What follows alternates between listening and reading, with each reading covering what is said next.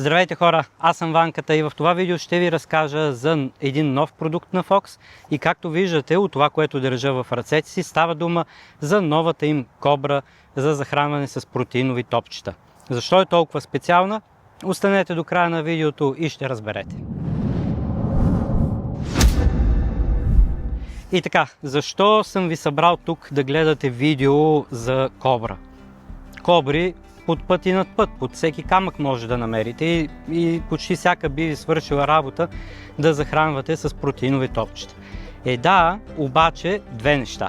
Първо, Fox имат една от най-добрите кобри, с които може да захранвате с протеинови топчета, а именно Range-Master. Range-Master е изключително лек, супер удобен за захранване и мега точен, когато трябва да закарате топчетата на определена дистанция. Само че Range-Master има едно ограничение и то е дистанцията, която може да покрие. Обикновено това е до около 100 метра.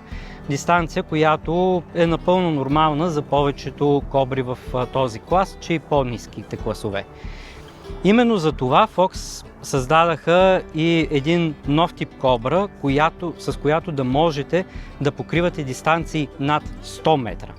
Това е целта и на новата им кобра, наречена Horizon, с която всъщност може да захранвате с топчета над 100 метра дистанции. Разбира се, като всяка кобра за захранване на дистанция, колкото повече отивате над определени метри, толкова по-разсеяно става захранването и не толкова концентрирано.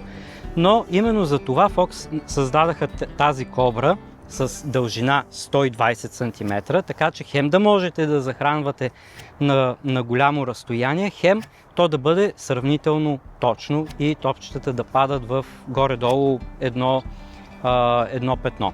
Кобрата е направена в два размера.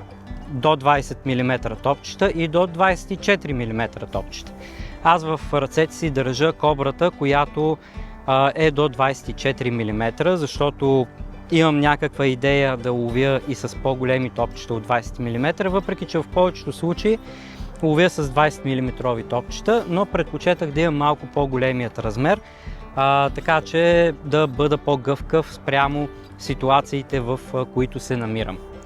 Това е до голяма степен основната разлика между двата размера на тази кобра. И двете кобри са с дължина по 120 см, с определена извивка, която ви помага да закарвате топчетата там, където трябва.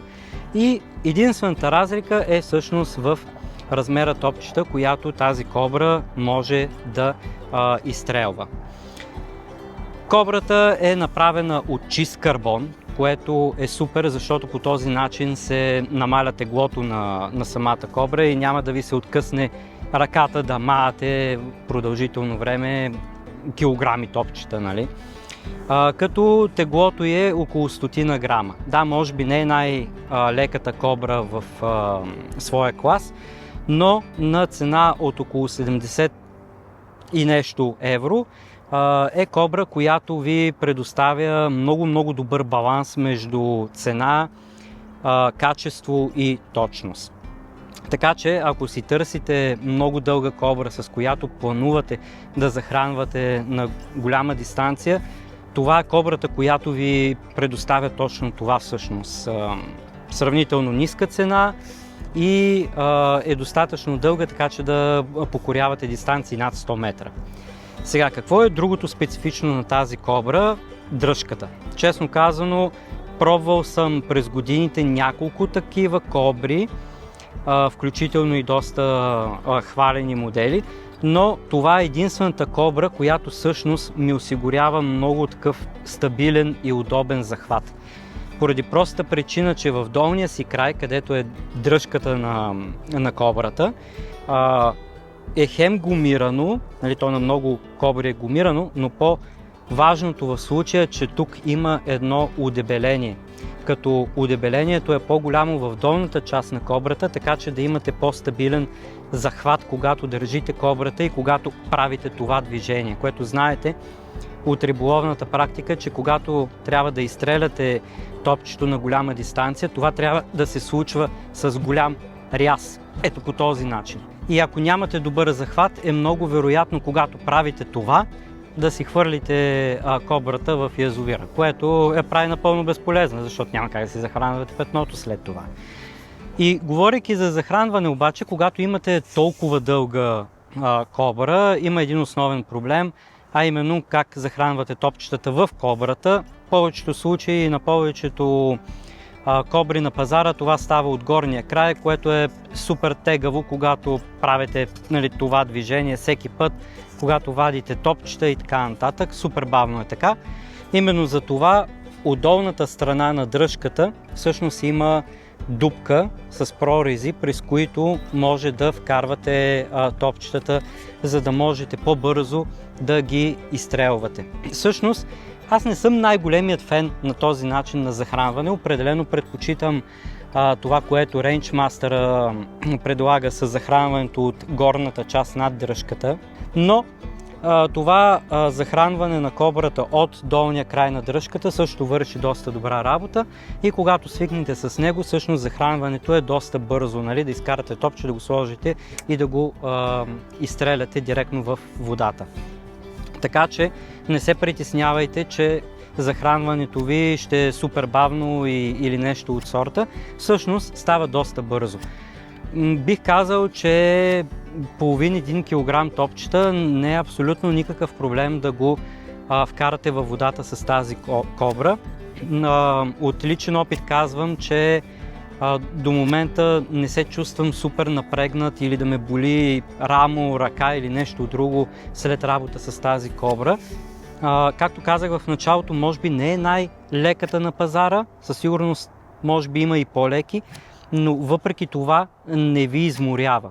Лично според мен това е точно заради захвата, който имате на дръжката, който ви позволява малко по-удобно да работите с кобрата. Кобрата идва с много готино неопреново кълъвче, в което може да прибирате след работа. Също така горния край идва и с пластмасова тапичка, която пък предотвратява, ако случайно някъде изпуснете кобрата или нещо от сорта, да се нарани. Аз, разбира се, загубих моята тапичка някъде вече, така че не се притеснявайте, не е нещо грандиозно. Въпреки това идва в, както казах, много добър предпазен кълъв, който ще ви свърши страхотна работа. След работа просто си я приберете в кълъвчето и така до следващия риболов. Това е за момента. Кобричката върши страхотна работа. Идеалната дължина е от 120 см. Бърза е, лекичка е, на много добра цена, ако трябва да съм честен. Така че споделете какво мислите, ако вече сте изпробвали в коментарче отдолу и не забравяйте да се абонирате за канала на Fox България.